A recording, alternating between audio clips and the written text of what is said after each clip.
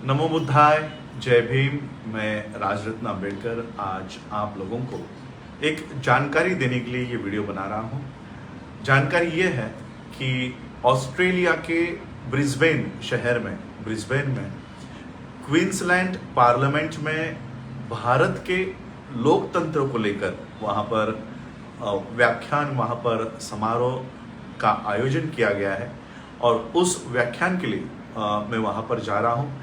India forwarding at the liberty, justice, equality and fraternity, इस मुद्दे पर ये कॉन्फ्रेंस होने जा रही है और इस कॉन्फ्रेंस के लिए मैं भारत की ओर से भारत के लोकतंत्र की क्या अवस्था हुई है और भारत के सेकुलरिज्म को, धर्मनिरपेक्षता को कितने हद तक हम उसको हासिल कर पाए हैं और आज भारत की धर्मनिरपेक्षता किस अवस्था में है, ये सारी जानकारी देने के लिए मैं भारत की ओर से doctor B R. Ambedkar mission society Australia के माध्यम से मैं वहाँ पर इनवाइट मुझे किया गया है।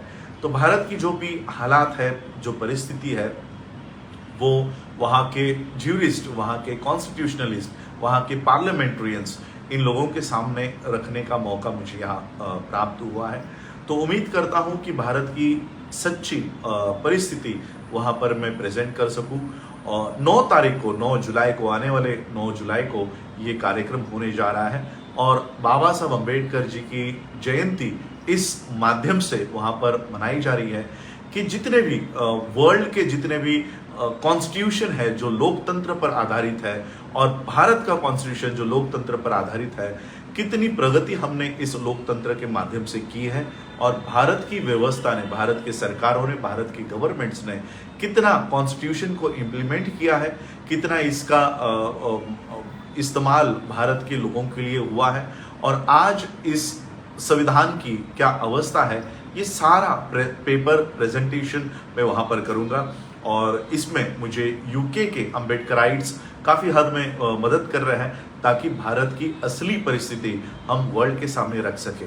ऑस्ट्रेलिया में ये कार्यक्रम 9 जुलाई को है और उसके नेक्स्ट संडे यानी 17 तारीख को यही विषय लेकर मैं यूनाइटेड स्टेट्स यूएसए में वहाँ पर जा रहा हूँ। तो भारत की जो परिस्थिति है, सेकुलरिज्म है, धर्मनिरपेक्षता है, ये हम देख रहे हैं। कल ही सुप्रीम कोर्ट ने नुपुर शर्मा के मोहम्मद पैगंबर साहब के ऊपर जो टिप्पणी इन्होंने की थी उसके लिए फटकार लगाई है। तो ये भी एक एडिशनल दस्तावेज हमारे सामने, ये कॉन्फ्रेंस होने से पहले हमारे सामने आया है। तो भारत की धर्मनिरपेक्षता किस तरह से तबाह हो रही है, किस तरह से मिटाई जा रही है, ये इसका एक सबूत है। लेकिन फिर भी देखिए, हम लोग हमेशा ये देखते हैं कि सुप्रीम कोर्ट हो, ईडी हो, सीबीआई हो, ईसीआई हो, किस तरह से काम कर रही है। सुप्रीम कोर्ट के जजेस ने नुपुर शर्मा को, बीजेपी को फटकार लगाई, लेकिन ऑन रिकॉर्ड, ऑन जजमेंट इसका कहीं पर भी उल्लेख नहीं है। तो सिर्फ ओरली फटकार लगाने से क्या होगा और जब तक वो रिकॉर्ड पर नहीं आएगा, इसलिए ये इस तरह से सुप्रीम कोर्ट्स भी काम कर रही है। ये भी हमारे पास एक और प्रूफ आ गया है कि सुप्रीम कोर्ट ओरली फटकार लगाती है और रिटर्न में इसका कहीं पर भी जिक्र नहीं कर रही। तो ये सारी परिस्थिति यहाँ पर हम भारत की मैं वहाँ प्रेजेंट करने जा रहा हूँ। आज मैं लखनऊ में हूँ और लखनऊ में भी संविधान सुरक्षा आंदोलन की मीटिंग यहाँ पर है, स्टेट कमेटी मीटिंग है ये उत्तर प्रदेश को लेकर।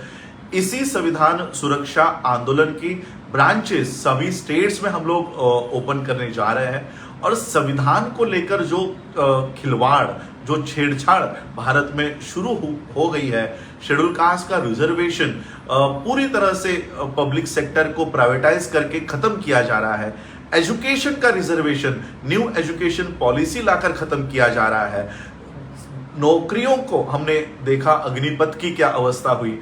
मैं तो कभी कभी शेड्यूल कास्ट के लोगों को, उन लोगों को शर्म आनी चाहिए कि 17-18 साल के बच्चे, उनके लिए अगर कोई कानून बनता है जो उनके हक और अधिकार छीने जाने वाले हैं, तो वो सजग है, वो सतर्क है, वो रास्तों के ऊपर इन कानूनों का विरोध करते हैं और प्रधानमंत्री तक को वो कानून पीछे लेने के लिए wise schedule caste, schedule tribe, OBC, NT, DT, VJ, इतने सारे कम्युनिटी के लोग जो संविधान की वजह से नौकरियां हासिल कर रहे हैं, जब उनकी नौकरियां छीने जाने वाली है तब कोई भी आंदोलन नहीं कर रहा।